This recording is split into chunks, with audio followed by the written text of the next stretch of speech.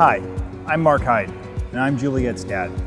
I'm seated here outside the Pediatric Cancer Wing at UCSF Benioff Children's Hospital.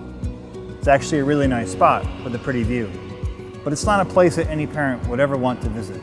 My youngest daughter, Juliet, we like to call her Juju, spent a lot of time down the hall when she was fighting a terrible childhood cancer called rhabdomyosarcoma, or easier to say, RMS. She did spend a little time out here, but unfortunately most of when she was at Benioff, she was really too sick to enjoy it. You're most likely seeing this video because you've already come in contact with Juju's Journey, which is a fundraising and awareness campaign to benefit pediatric cancer research. If not, please visit our website at jujusjourney.org, JUJUS-journey.org. But right now, I'd like to briefly share with you what the journey is all about and why it's so important to us. For starters, it's only me in this video, so you can probably guess that Juju's story with cancer did not have a happy ending.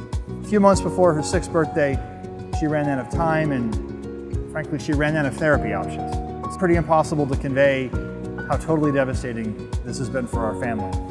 But what I can convey, what I can share with you, are some of the things that we learned later.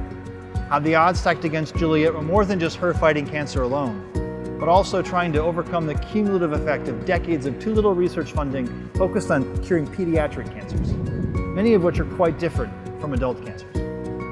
Let's talk about some numbers. The US government, and Canada too, designates only about 4% of its annual cancer research funds to pediatric cancers. If this seems a bit unfair to you, well, I agree.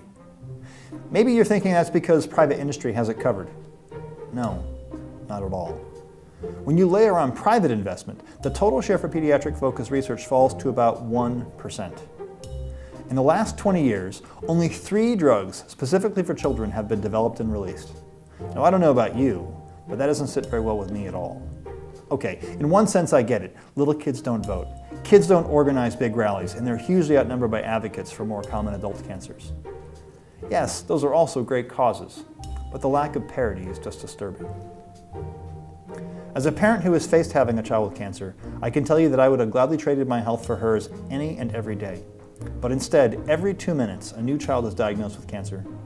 The average age of a child diagnosed with cancer is about 5 years. And by the time they are finally diagnosed, in about 80% of kids, the cancer has already spread. Of those kids who do survive, nearly 95% later have chronic health problems that arise from their treatment. The way I see it, the current therapies that do work are really inadequate. Adults with cancer who are diagnosed later, at an average age of 67, and often at earlier disease stages. Adults who die from cancer lose an average of 15 years of their lives. Kids, on average, lose 71 years. Think about that for a moment. A lot happens in those 71 years. Whether your argument is moral, emotional, or frankly even economic, our approach to funding this research needs to be corrected. So, what's this journey all about? For starters, we'd like to raise a lot of money to fund research for cures to pediatric cancers. All donations go directly to our partner, the St. Baldrick's Foundation, which is the largest private provider of grants to fund pediatric cancer research. Funding and advocating for cures is all that they do. We'll be traveling from our home near San Francisco over 5,000 miles to as far north in this continent that we can get to. We call it an Arctic Odyssey to end childhood cancer.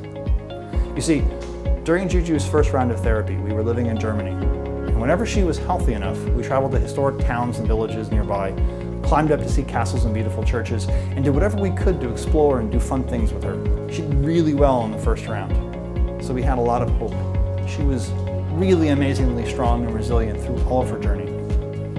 We have a different hope now, and it seems fitting to honor her with our own journey, one undertaken in her name. Along the way, we'll be sharing our experiences with you and seeking to convince you indelibly that kids with cancer do need your help, that they aren't getting enough help, and that we all need to think and act differently to make this change happen. In whatever way you can, please take this journey with us. You'll find lots more on jujusjourney.org. Take it in, experience it with us, ride along. Share it with your friends and family, and help us make a difference in the lives of countless millions of children and their families. From ours to yours. Thank you.